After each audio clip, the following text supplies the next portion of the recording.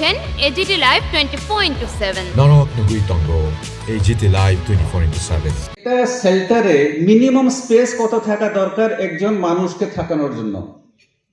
এটা হচ্ছে 3.5 square feet. আপনি বলুন তো, এটা ছোট স্কুলে আমরা দেখি একটা দুইটা রুম দেওয়া যায়, এখানে দেখা গেছে 50 জন লোক এখানে থাকে।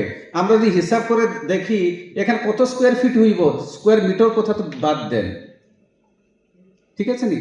মিনিমাম খাওয়ানোর জল দরকার, মিনিমাম 3 লিটার জল দরকার খাওয়ানোর লেগে।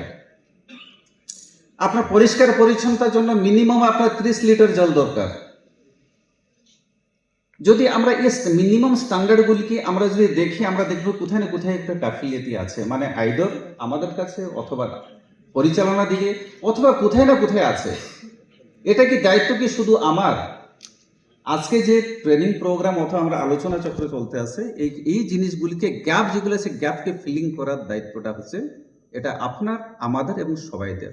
এবং যখন রিলিফ সেন্টারের কথা চিন্তা করো, my special request to all of you, আপনার নিজের কথা চিন্তা করুন। আমি যখন একটা জায়গাতে যাবো, আমার মিনিমাম কি কি জিনিস দরকার? আমি একটা শেল্টারের দায়িত্বে আছি, এই শেল্টারে এই জিনিস আছে কি না নাই, যদি এইটা যদি হয়ে যায় বাস, আর কিছু দরকার নেই। আজকে এই ধরনের যে আমরা মিটিং করতে আসি, ট্রেনিং করতে আসি, এটা কি দরকারই আসলো না। এই জন্য আমরা করছি কারণ এটা নির্দেশ আছে স্টেট লেভেল থেকে, রাজ্য থেকে এবং ডিস্ট্রিক্ট লেভেল থেকে। কারণ এটা বছর পরে বছর আমরা দেখতে আসি যে শেল্টারগুলিতে মানুষ আসে থাকতে, এটা মিনিমাম জিনিসগুলি থাকে না, রাইট? এগুলিকে আপনি দয়া করে দেখবেন এবং আমন্ত্রিত আপনারা সবাই। আজকে যে ট্রেনিংটা হইতে আছে, আই ডোন্ট নো এটা আগে হয়েছে কি না নেই, এটা কিন্তু অত্যন্ত জরুরি। এটার জন্য গত পরশুদিন একটা স্টেট লেভেলের মিটিং হয়েছিল, তার আগে ডিস্ট্রিক্ট লেভেলে মিটিং হয়েছে, তার আগে সাব ডিভিশন ও ব্লক লেভেলের মধ্যে মিটিং হয়ে গেছে। আপনারা জানেন অথবা জানেন না, but this is the fact. এবং আপনি জানেন গত জুন মাসে অনারেবল চিফ মিনিস্টার একটা রিভিউ করেছিলেন। রিভিউ মিটিংয়ে সব ডিএমকে ডেকেছিলেন এবং উনি নিজের এক্সপিরিয়েন্স বললেন কি গত 2024 অগস্ট মাসে যে বন্যা হয়েছিল, ওনার যে বিভিন্ন জায়গাতে মানে দেখেছেন শেল্টারে যে রিলিফ ক্যাম্প গিয়া কি কি প্রবলেম মানুষরা ফেস করে। প্রথম কথা তো হইতেছে যে অনেক শেল্টারগুলি আমরা আইডেন্টিফাই করি, এখানে আলো নেই, লাইট নেই, ইলেকট্রিসিটি নেই। তো মানুষরা কি যায় শেল্টার ক্যাম্পে কি শুধু দিনের থাকতে, রাইট? নম্বর 2, পরিষ্কার পরিচ্ছন্নতা নেই। কোনো একটা জায়গাটা আইডেন্টিফাই করা হয়েছে, এখানে নিয়ে মানুষরা থাকতে আছে।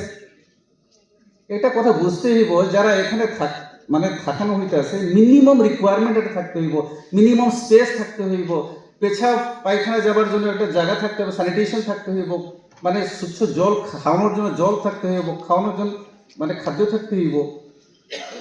শুধু আমি আমার কথা, বয়স্কদের কথা চিন্তা করলে হইতো না। একজন যেহেতু পরিবার যাইতে আছে, তার ছোট বাচ্চাকে নিয়ে মধ্যে যাইতে আছে, রোগী মানুষ নিয়ে যাইতে আছে, মহিলারা যাইতে আছে, তার হোয়াট এভার তার প্রাইভেসি। আমরা যখন নিজের প্রাইভেসি কথা চিন্তা করি, আমরা বাড়িতে সম্পূর্ণভাবে নিরাপদ আমরা থাকি, কিন্তু কোনোদিন আবার চিন্তা করেছি যখন একটা পরিবার আইব শেল্টারে থাকতে, তার মহিলাদের প্রাইভেসি কিটা, ছোট বাচ্চাদের, শিশু, রোগী মানুষ, বয়স্ক মানুষ, তাদের জন্য কি প্রস্তাব আছে, এটার মধ্যে আপনাদের দায়িত্ব, এটা মনে রাখেন।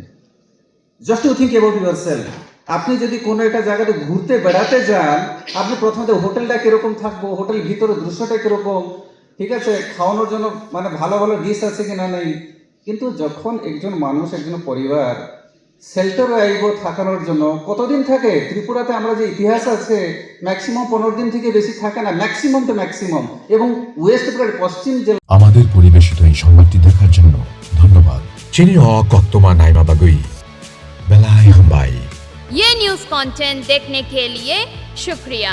अगर आपका कोई सुझाव है तो हमें कमेंट कीजिए, सब्सक्राइब कीजिए AGT live 24/7। Thanks for watching AGT Live 24/7.